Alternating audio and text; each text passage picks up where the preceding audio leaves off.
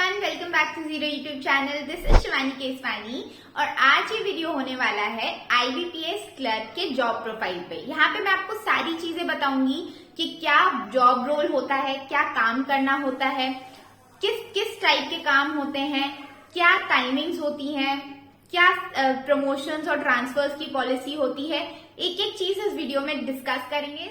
तो आइए आपकी सारी क्यूरियोसिटी का कर देते हैं अंत। Let's get started without any further delay. तो यहाँ पे सबसे पहला इंपॉर्टेंट काम जो रहता है, ये जो क्लर्क्स होते हैं वो फर्स्ट पॉइंट ऑफ कांटेक्ट होते हैं किसी भी बैंक में। तो जैसे ही कस्टमर एंटर होता है वो सबसे पहले क्लेरिकल स्टाफ के पास ही जाता है और वहां पे पूछता है जो भी उनकी क्वेरीज होती हैं। वो ATM से रिलेटेड हो सकती हैं, अकाउंट ओपनिंग से रिलेटेड हो सकती हैं, मोबाइल नंबर अपडेशन से रिलेटेड हो सकती हैं। जितनी भी क्वेरीज होती हैं, अगर वो उनके पास कस्टमर गए हैं तो उनको सारी क्वेरीज का समाधान उनको देना है। जिन जिन क्वेरीज का वो नहीं दे पाते हैं तो वो ऑफिसर के पास डाइवर्ट कर सकते हैं। फिर आ जाता है एंट्री लेवल काम। जितना भी एंट्री लेवल रिलेटेड काम होता है, जैसे कि आपकी कैश रिसीट्स हुई, कैश पेमेंट हुई, तो ये सारे एंट्री वर्क वो करेंगे। नेफ्ट RTGS हो गया आपका, ATM किसी ने नया लिया तो उसकी एंट्री कर ली, किसी ने मोबाइल नंबर अपडेट कराया तो उसकी एंट्री, किसी ने एड्रेस अपडेट कराया, DOB अपडेट कराई। जितने भी एंट्री रिलेटेड वर्क्स होते हैं वो उनको करने हैं। और पासबुक प्रिंटिंग वगैरह का काम भी वही देखते हैं। अकाउंट ओपनिंग का जो फॉर्म आता है उसकी एंट्री डालना भी उन्हीं का काम होता है। ये सारी एंट्री वर्क करके जो काम होता है वो ऑफिसर की टेबल पे जाता है और वो उसे वेरीफाई करने का काम करते हैं।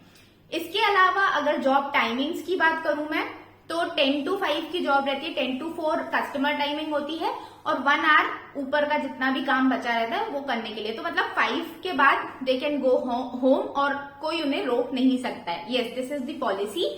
प्लस अगर आप चाहते हैं कि मैं एक बार इस पोस्ट पे सिलेक्ट होके दूसरी किसी एग्जाम की प्रिपरेशन करना चाहूं, चाहे PO एग्जाम्स की, रेगुलेटरी एग्जाम्स की, किसी भी एग्जाम की प्रिपरेशन करना चाहूं, तो यस यू कैन डू। क्योंकि यहाँ पे आपकी जॉब टाइमिंग्स फिक्स है। उसके पहले और उसके बाद आप आराम से प्रिपरेशन कर सकते हैं। यहाँ पे जो थोड़ा सा नुकसान आता है वो होता है कैशियर के लिए, क्योंकि इसमें बहुत सारी वेराइटीज होती हैं। आप लोन क्लर्क हो सकते हैं, आप अकाउंट क्लर्क हो सकते हैं, आप सिंगल विंडो ऑपरेटर हो सकते हैं। सिंगल विंडो ऑपरेटर में आपको सारे काम देखने होते हैं। ये बेसिकली छोटी ब्रांचेस में होते हैं जिनको सारे काम देखने पड़ते हैं एक ही टेबल पे, ठीक है। और आप कैशियर हो सकते हैं जब आप थोड़ा सीनियर पोस्ट पे पहुंच जाते हैं, 1-2 साल हो जाते हैं, उसके बाद आपको कैशियर, हेड कैशियर बना दिया जाता है। तो अगर आप कैशियर की पोस्ट पे जाते हैं तो वहां पे आपको पूरा कैश देखना रहता है। कैश जो भी आएगा, जो भी पेमेंट करना रहेगा, और at the end of the day आपको पूरा कैश मैच करना है।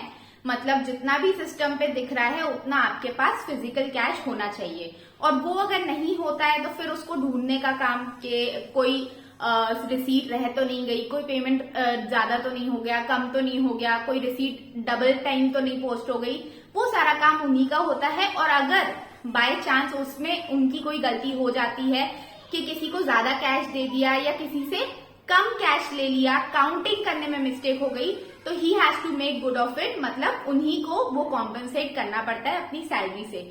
इसीलिए वहां पे थोड़ा सा कैशियर वाली पोस्ट पे थोड़ा सा प्रेशर ज्यादा रहता है, क्योंकि कैश की बात आ जाती है तो आपको you have to be little aware, alert होना पड़ता है। तो वहां पे क्योंकि आपको अलाउंसेस भी ज्यादा मिलते हैं कैशियर की पोस्ट पे, तो इसीलिए वहां पे काम भी थोड़ा सा हैवी रहता है। बाकी ओवरऑल काम देखें तो इतना हैवी नहीं रहता है, वर्कलोड भी कम रहता है। और यहाँ पे बेसिकली इतनी ज्यादा अकाउंटेबिलिटी नहीं क्रिएट होती है जिस तरीके से PO पे, असिस्टेंट मैनेजर पे होती है। तो यहाँ पे आपका अकाउंटेबिलिटी वाला काम नहीं है। आपने काम किया और वेरिफिकेशन के लिए पहुंचा दिया, उसके बाद you don't hold any responsibility, ये सारा चीज हो जाती है। इसके अलावा जो थोड़े बहुत छोटे मोटे इधर उधर काम हो गए, जैसे कोई गवर्नमेंट स्कीम के बारे में कस्टमर को बता दिया, अगर उसको लेना है तो उसको थोड़ा सा कन्विंस कर लिया, ये बस छोटे मोटे और काम होते हैं और कुछ भी नहीं रहता है। ट्रांसफर्स की बात करें तो यहाँ पे आप जिस स्टेट से एग्जाम दोगे वहीं पे सिलेक्ट होगे और वहीं पे जितना आपको घर के पास दे पाए वो देंगे। अगर वहां पे वैकेंसी होगी तो आपको वहीं पे पोस्ट किया जाएगा। और अगर आप कभी प्रमोशन नहीं लेते हो तो आप फिर वहीं पे सेटल हो सकते हो और आपको कहीं ट्रांसफर नहीं करेंगे। ट्रांसफर तभी होता है जब आप प्रमोशन लेते हो। प्रमोशन की बात करें तो यहाँ पे जैसे ही आपके 3 साल हो जाएंगे उसके बाद आप एलिजिबल हो जाते हो, आपको एग्जाम देना होता है, इंटरव्यू होता है, उसके बाद अगर आप उसमें क्लियर करते हो तो आप पीओ बन जाते हो, मतलब असिस्टेंट मैनेजर बन जाते हो। तो ये सारी पॉलिसीज हो गई। सैलरी अलाउंसेस पे मैं एक सेपरेट वीडियो लेके आऊंगी, तो वो आप देख लीजिएगा। बाकी आई होप मैंने आपकी सारी जितनी भी क्यूरियोसिटी थी वो सारी कवर कर दी है। कोई और डाउट हो तो कमेंट सेक्शन में बताइए। बाकी मिलते हैं नेक्स्ट वीडियो में, तब तक के लिए टेक केयर, बाय बाय।